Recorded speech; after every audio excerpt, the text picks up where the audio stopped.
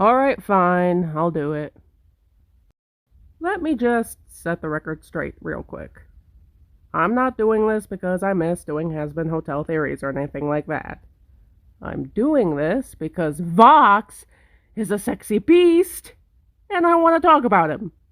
So that's what we're gonna do. I have a couple more ideas for like 2 more theories after this one.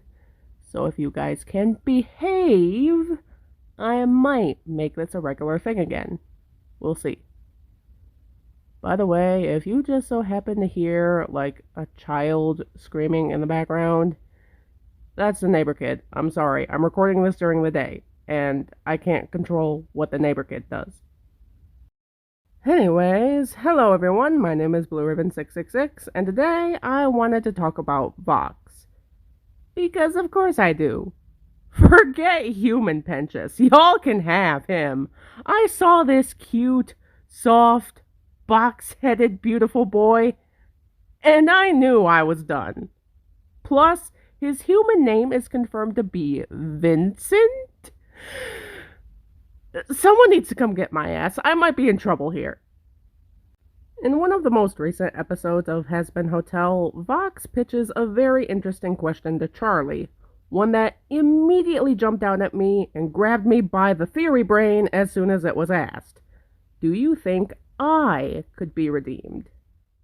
Of course, Charlie being Charlie, she responds by stating that she believes anyone can be redeemed, which elicits a very visible reaction from Vox. But can he though? Can he really? Well, he stands a far better chance at doing so at the moment than Alistair, I can tell you that much. Yeah, personally, I do think Vox stands a pretty good chance at being redeemed. In fact, I'm going to go one step further and say that not only does Vox stand a chance at being redeemed, but that he will also eventually set out and seek redemption at some point in the series. Now, why do I say that? I mean, just look at the man. Tossing random fish girls to his gigantic robotic shark, basically controlling all of the technology and information that gets broadcast throughout Pentagram City, using it to twist the narrative as he sees fit. His situationship with Valentino? General antics. I mean, at a surface level, this guy doesn't seem like someone who stands a snowball's chance in hell at being redeemed. But it's something that Alistair first says in Season 1, and that he mentions again in Season 2, that really got me thinking. And that is that Vox would be completely powerless without the other Vees, Velvet and Valentino. Does Alistair actually have a point here? Or is Vox secretly stronger than he suspects, and has managed to level himself up to the extent that he would be able to hold on to his power and influence over Pentagram City without Val or Velvet's assistance? Well, honestly, if you ask me, I think Alistair is completely right about Vox here.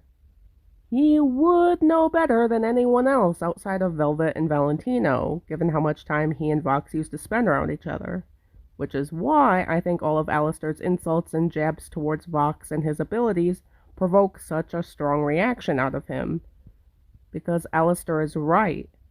And deep down, Vox knows it. I mean, let's think about it here for just a minute. Whenever the Vees are in a room together, Velvet and Valentino are, for lack of a better word here, chill most of the time. Yeah, they have their momentary outbursts here and there, Val over angel dust usually, and Velvet over something trivial usually, like her hair or an outfit. But more than that, they know how to wield control over their respective domains. And they do so confidently, like how Velvet blatantly called out Carmilla Carmine in a room full of other overlords in her song Respectless in Season 1. Or how Valentino was able to prevent his entire studio from going up in flames and bring the entire set back to order in Season 1. Listen, I don't like what Valentino does, and he did end up taking his rage out on Angel Dust after, but in that moment, he was collected. He handled that situation, and he didn't take it all out on Charlie, when he very easily could have, especially since I'm pretty sure the fire was her fault, if I recall. Meanwhile, who's the one who's almost always going nuclear over something that is actively happening within the show, especially when it pertains to Alistair? Sounds like Vox! Sounds like Vox to me! And when he does so, it almost seems like Vox actively looks to the other Vees for some form of validation. And this is something that Velvet and Valentino don't really do. In Season 1, Velvet doesn't look to the other overlords to rally behind her when she calls out Carmilla Carmine. No, in the song Respectless, she says what she says to her, and then, as far as we know, she leaves. And Valentino does have moments where it appears as though he's venting to Vox, particularly in Season 1 when he's seething over angel dust, but that's all he's doing there. He's seething, not looking for validation or comfort. In fact, I'm pretty sure Vox could have just left the room altogether and Valentino wouldn't have acted any different. In stark contrast, Vox is the only one in this entire trio that is constantly pulling the other two into something that he takes issue with. And I believe that if the Vees were to ever split, Velvet and Valentino would be perfectly fine. It's Vox that would start having issues. Here's how I see this scenario playing out. First, Vox would do something or say something that officially sets off the other Vees. Or maybe he would grow tired of Alistair constantly saying that he's powerless without them and strive to prove a point. Either way, Vox winds up driving Velvet and Valentino away, and the Vees would disband. This alone would get pretty messy, I'm sure, since Vox, Val's, and Velvet's businesses all seem to be intertwined in Vox Tech Enterprises, and maybe Velvet and Valentino would still stick together. But honestly, they both seem pretty secure in their own abilities and what they've managed to build for themselves, that I feel like they'd be just fine on their own. Vox, on the other hand, though, would likely start to feel the negative repercussions of this fallout almost immediately.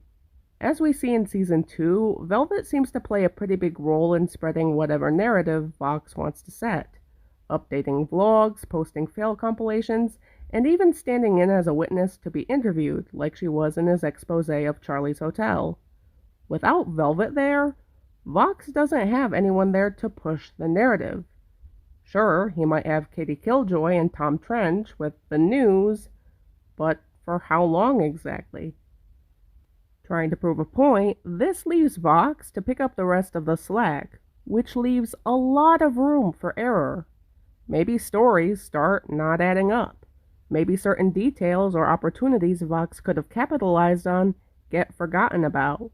And day by day, story by story, Pentagram City loses interest and trust, and Vox loses their support. And with Vox Tech's entire slogan being "Trust Us," when he really wants to say "Trust me," this would likely be a very crushing blow to him.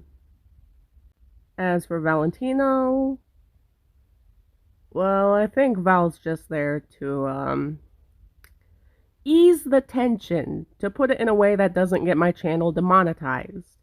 They basically vent to each other. I think, if I remember correctly, they have an on-again, off-again relationship going on. So, we'll just say in this scenario, Vox no longer has whatever emotional support and validation Valentino is able to provide. Since Alistair is there currently, Vox might try to seek support and validation from him, but come on! We all know Al isn't gonna give that to him. In fact, he'd probably do the opposite and kick Vox while he's down, constantly reminding him of his failures and weakness, something that was masked when Vox was being propped up by the other Vees. TLDR, Vox not having a good time here. Just how quickly Vox's power and influence over the city would start to lag behind the other overlords would depend on a number of different factors, obviously. Mainly, it would depend on whether or not the Vees would seek to get their revenge on Vox, exposing whatever dirt they might have on him, as well as how long Vox would be able to keep up the illusion that he's in complete control. He would need to know how to control his actions and his emotions, as well as be able to maintain his entire multimedia empire all on his own. And personally, I don't see that happening. So, going back to what I said at the start of this video, why do I think it's possible for Vox to be redeemed? Why would Vox seek redemption in the first place? And what would the road to redemption look like for him? Well, it has to do with his backstory, or at least what we know about it thus far. You see, in life, Vox was the leader of a cult. Pretty par for the course for cult leaders, Vox enjoys the feeling of being seen and treated like a god, as he aspires to rule over heaven and hell. Given that information, him being an overlord in the show makes a lot of sense. Even in the show, his company's slogan, "Trust Us," is almost made to feel benevolent in a way. Trust us with your technology. Trust us with your security. Trust us with your information. And as long as things are running smoothly at Vox Tech Enterprises, the denizens of hell that rely on those services probably do see Vox as, at the very least, a reliable overlord to look up to, a somewhat caring figure amidst the chaos. And at most, they probably see him as the only overlord they can rely on, because he's the only one who cares. Kinda like a cult leader. However, in the scenario where the Vees disband and Vox is on his own, Vox Tech would all but collapse on top of him, leaving him with virtually nothing. And if there's one thing that history has taught us about cult leaders, it's that they do not take losing their power and influence very well. Vox would likely make several attempts to maintain control and hold on to power, but it would all likely be for naught, and thus, Vox would officially hit rock bottom. Alistair's gonna get a kick out of seeing this, you know damn well.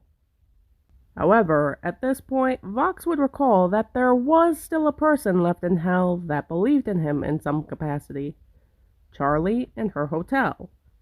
I think he would more than likely use her to try to form connections with both her and Lucifer to try to see if he could find a way to regain his power and influence that way. He's not going to the hotel with pure intentions, I know that much. However, he will go there with the intent to be seen as a good person, since I feel like that was the impression that Charlie left Vox off with. Be a good person, and you get to be redeemed. There is one glaring problem that Vox would have to overcome, though. One that I'm sure Lucifer will be the one to pick up on pretty quickly. And that is Vox's desire to be a god. I'm not sure how much this show aligns with the actual Bible, but from what I know, making claims that you are like God, better than God, or a god in your own right, seem to be highly looked down upon in the Christian faith. So, depending on just how bad Vox's actions were in life, that alone could have been enough to send him to hell. And if it's something like Jim Jones and Jonestown levels of bad, Charlie Manson and the Manson family levels of bad, David Koresh and the Branch Davidians levels of bad, it's gonna be a long, long way to the top for Vox. Ultimately, though, I feel like what Vox would have to do in order to be redeemed is admit to himself that he's not a god, and that no matter how much power and influence he might have had as an overlord, he could never even hope to be a god of any sort. He would have to admit to himself that, despite it all, he was born a human, he lived a human life, died a human death, and that his soul, TV though he may be, is, at its core, still human. He's a sinner, nothing more. And honestly, I think that's something that's going to take him looking directly into the eyes of God himself for Vox to fully admit. But regardless, I do personally believe that it is still possible for him. And I'm not just saying that because I'm a mega Vox simp, okay? I think Vox asked Charlie if she thought he could be redeemed for a reason beyond just his expose of the hotel. I feel like, in some sense, he genuinely wanted to know. Otherwise, why ask that question at all? I feel like he had that reaction that he had, that flinch, for a reason. And yeah, I'm Team Redemption for Vox because I feel like deep down, beneath the flat screen and the wires, there is some genuine good in there. It's just gonna take removing his crutches in the other V's to start uncovering it. Anyways, that'll be all for this video, you guys. Thank you for watching. Like I said, I have a couple of theory ideas after this one knocking around in my noggin at the moment, and so those will be coming out whenever I get around to it. Hopefully before the answers reveal themselves in the show, but I think I still got a bit of time before that happens. And just so we're clear, this is not an official return to the Hazbin Hotel fandom. Like I said, maybe. We'll see. My name is Blue Ribbon 666, and I'll see you in the next video. Bye-bye!